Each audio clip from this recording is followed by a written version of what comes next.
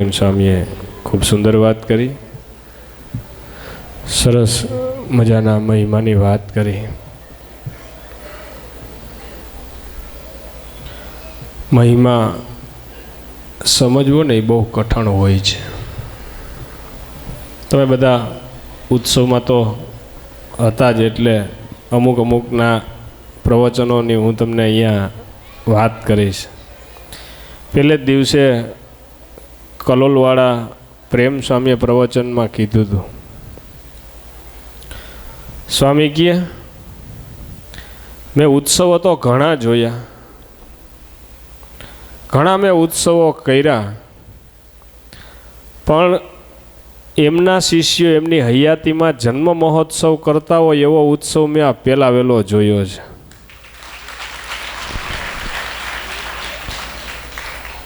એમ કલોલવાળા પ્રેમ સ્વામી બોલ્યા હતા. એટલું જ નહીં કે એ ઉપરથી ખબર પડે કે જ્યારે હયાત હોય અને મહિમા સમજવાની બહુ કઠણ છે. અમારામાં તમારામાં બધે ભેળા રહેવું, મહિમા સમજવો અને જેવા છે એવા જાણવા, એ હયાતીમાં ઓળખાઈ જાય ને તો કામ થઈ જાય. તમારે તમારા વડીલ મા બાપને તમે હયાતીમાં ઓળખીને એમની સેવા કરી લ્યો ને તો તમારું કામ થઈ જાય. પછી મૂર્તિ બની ગયા પછી હાર પહેરાવીએ એનો કોઈ મિનિંગ નથી. બીજું, ફરેણીથી બાલસ્વામી આવ્યા, એમને એક સરસ વાત કરી હતી કે સ્વામી દેવસ્વામી કથા કરે એમાં તમે જોયું હશે, સ્વામી ક્યારેય દેહમાં આવીને એક પણ શબ્દ બોલ્યા નથી. જે 3 દેહથી પર થઈને વાત કરે ને એ જ વાત જીવમાં અસર કરે.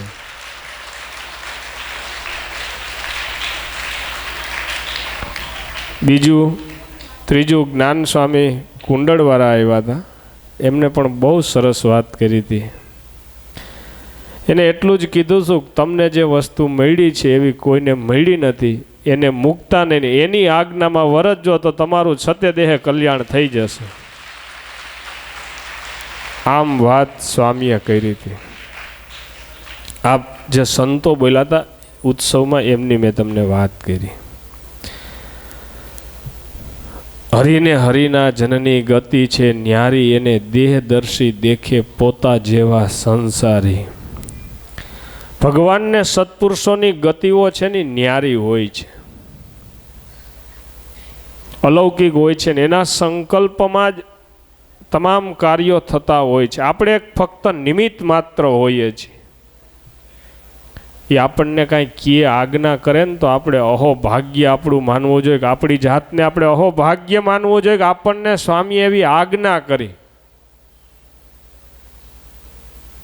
એમાં જો આપણે ક્યારેય મને વચને કર્મે કરીને એમાં અભાવ આવી જાય કે સ્વામીએ કેમ મને આમ કીધું ને, તો આપણા જીવ છે ને શાપિત થઈ જતા વાર ન લાગે. આજે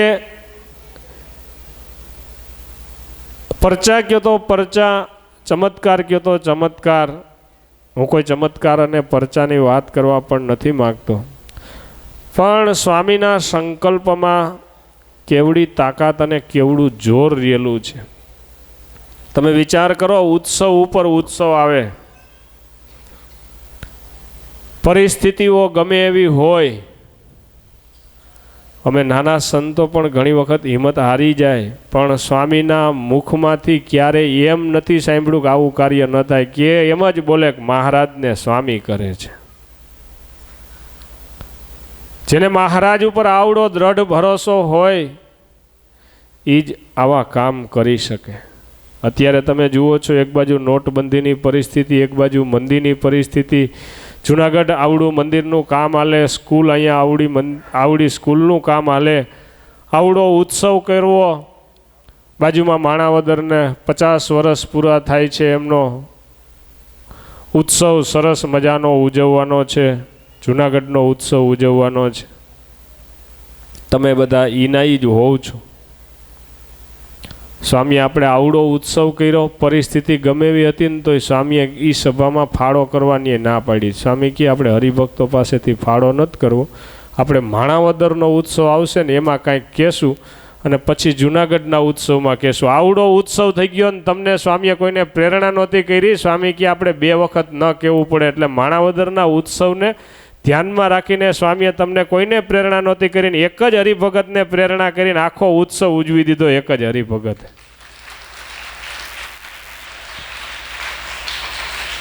જે એક હરિભગતને આજ્ઞા કરવાથી લાખો રૂપિયાનું ના કામ જો થઈ જતા હોય, અને સ્વામી આપણી પાસે એક ફક્ત ફૂલની પાખડી રૂપે એમ કહે કે આમાં 11,000 લખાવો ને આમાં 10,000 લખાવો ને આમાં 25,000 લખાવો ને ભગવાને દીધું હોય ને તો દેવામાં કાંઈ વાંધો નથી હો. દેને એને અનંત ગણું કરીને ભગવાન આપે છે.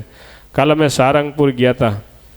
અકાળાના ધનજીભાઈ રાખોલિયા, એક જ માણસ એમ વાત થઈ કે કરોડો રૂપિયાના દાન અત્યાર સુધીમાં વડતાલ મંદિરનું સુવર્ણનું મંદિર થયું એમાં પણ એમનું એવડું દાન, ધોલેરામાં પદ્મશિલા થઈ એમાં પણ એવડું દાન, સારંગપુરમાં આવડો ઉત્સવ થયો એમાં પણ એટલું દાન, ગુરુકુળનો શાસ્ત્રીજી મહારાજને દીક્ષા લીધી અને 100 વર્ષ થાય તો એમાં એને સારંગપુરમાં એકલાએ ખર્ચ આપ્યો.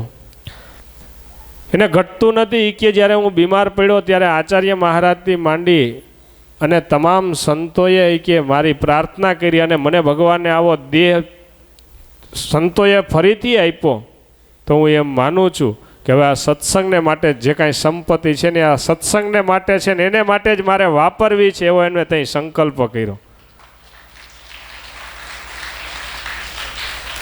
સ્વામીના એક સંકલ્પથી આટલા ઉત્સવો થાય. અમે બીજો એક ઉત્સવ લઈને બેઠા છીએ જૂનાગઢમાં. આપણે જેમ ગુણાતીતાનંદ સ્વામીનો સાર્ધ શતાબ્દી મહોત્સવ ઉજવો એમ આસો મહિનામાં આસો સુધી 11 પૂનમ સુધી 5 દિવસ આખા જૂનાગઢ દેશના તમામ સંતો, પછી ગુરુકુળ પરિવાર તમામ, આપણે જૂનાગઢ મંદિર, એવા તમામ સંતો લગભગ કાલે અમે કેલ્ક્યુલેશન કરતા હતા તો ગુણાતીતાનંદ સ્વામીના શિષ્યો 500 ત્યાગીઓ અત્યારે છે. 500 ત્યાગીઓ મળીને જૂનાગઢમાં ઉત્સવ કરવાના છે 5 દિવસનો. તો એ 500 ત્યાગી મળીને જે ઉત્સવ કરી શકે એવો સ્વામીએ એમના સંકલ્પ માત્રથી એવો ઉત્સવ તો અગાઉ આપણને કરી દીધો હતો અહીંયા. ગુણાતીતાનંદ સ્વામીનો, બાળ મુકુદાસ સ્વામીનો, અને હવે આપણે માણાવદરનો ઉત્સવ આવે છે. જ્યારે હોય ને ત્યારે કોક કહે ને તેથી દેવામાં કાંઈ વાંધો નહીં.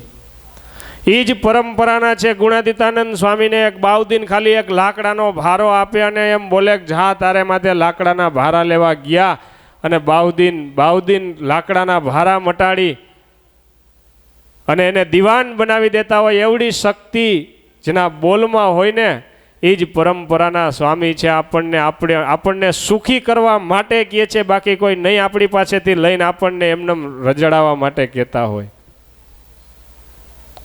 આલા ખાચરની વાત છે ને. આલા ખાચર દાન કરતા હતા.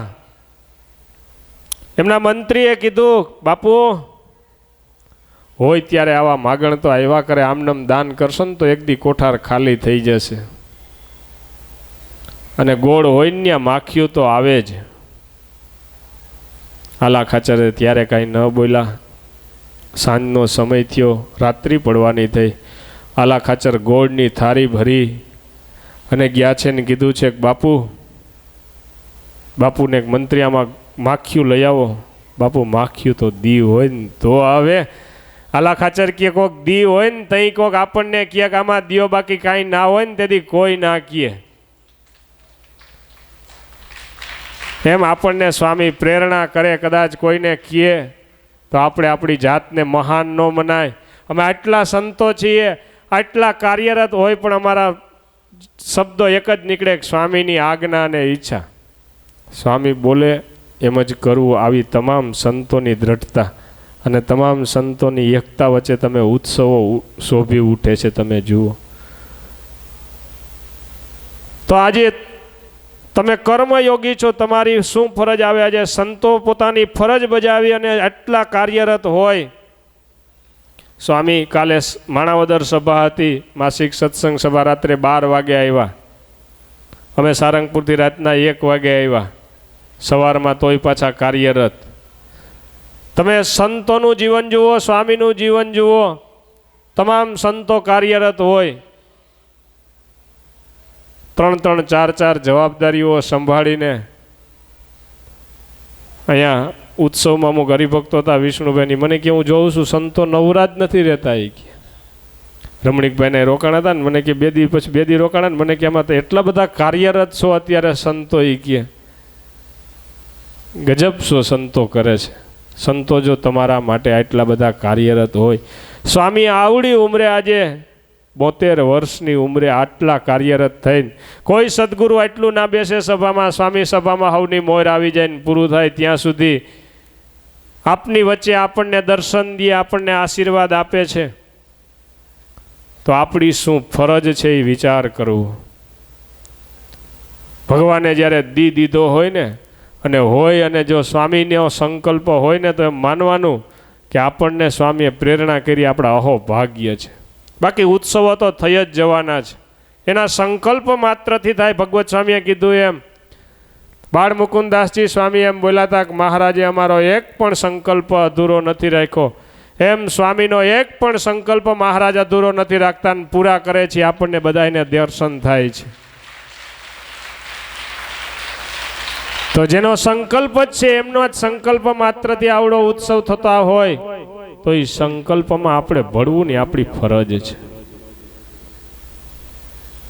મરવું પણ માગવું નહીં પોતાના કારણે, અને પરમાર્થને અર્થે આવતા માગતા આવે નહીં મને લાજ. પોતાના માટે કોઈ દી કાંઈ માગ્યું નથી. આત્માનંદ સ્વામીની વાત છે, મહારાજે સભામાં પૂછ્યું કે પોતાના માટે ન માગ્યું હોય એવા કોઈ હોય તો ઊભો. તેથી આત્માનંદ સ્વામી બીજા સંતો ઊભા થયા. મહારાજ કે તમે એક વખત હરિભગત પાસે સોય દોરો માગ્યો તો બેસી ગયા. આત્માનંદ સ્વામી ઊભા થયા. મહારાજ કહ્યા ઈ સાચું, ક્યારેય કોઈ પણને માટે માગ્યું નથી. એમ સ્વામી આવડી એમની ઉંમરમાં પોતાના દેહ માટે કે પોતાના જીવન માટે એક પણ પદાર્થ કોઈ પણ પાસે માગ્યું એવું બતાવી દો. અરે સ્વામીની એક આંખ વહી ગઈ તો કીધું નહોતું કે મારી એક આંખ વહી ગઈ, કામ કરતા કરતા ને સેવા કરતા કરતા. અને ઈ આજે આપણને કદાચ આપણી સામે લાંબો હાથ કરે જ નહીં, કીએ નહીં. સ્વામી કીએ માગવું હોય તો 1000 હાથવાળા પાસે માગવું, 2 હાથવાળા પાસે શું માગવું. પણ કદાચ આપણને આજ્ઞા કરે ને ત્યારે આપણે આપણી જાતને મહાન માનવી કે મારી જાતને ધન્ય છે કે સ્વામી જેવા સત્પુરુષે મને આજ્ઞા કરી કે તમે આમાં 2 પૈસા આપો. તો આવો આપણે સ્વામીના ચરણોમાં પ્રાર્થના કરીએ કે સ્વામી, માણાવદરનો ઉત્સવ આવે છે, આપના સંકલ્પ માત્રથી જે ઉત્સવ થવાનો છે, મંદિરને 50 વર્ષ પૂરા થયા ને આપ ત્યાં પણ મહંત પદે બિરાજો છો, તો એ ઉત્સવ તમારો જેમ ઉત્સવ છે અમારો બધાયનો ઉત્સવ થાય. અને એ ઉત્સવની અંદર અમે આપની આજ્ઞાથી તન મન ધનથી જોડાઈ શકીએ એવા રૂડા આશીર્વાદ અમને પાઠવો. તો સ્વામીના ચરણોમાં પ્રાર્થના કરીએ કે સ્વામી બધા જ ભક્તોને રૂડા આશીર્વાદ પાઠવો. તો હવે પ્રાતઃસ્મરણીય સદગુરુ શ્રી દેવપ્રસાદ દાસજી સ્વામીના રૂડા આશીર્વાદનું શ્રવણ કરીએ.